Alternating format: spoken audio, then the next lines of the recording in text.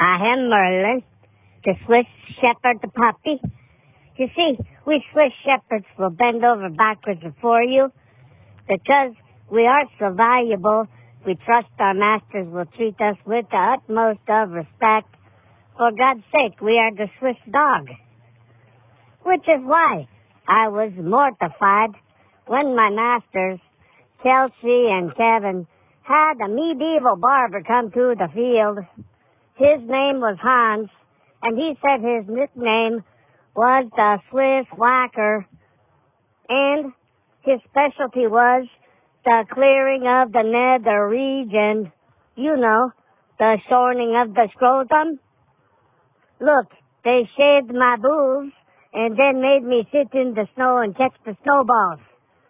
That's messed up. I mean, who does that? I'm going to have a special gift in Kelsey and Kevin's bed while they are sleeping.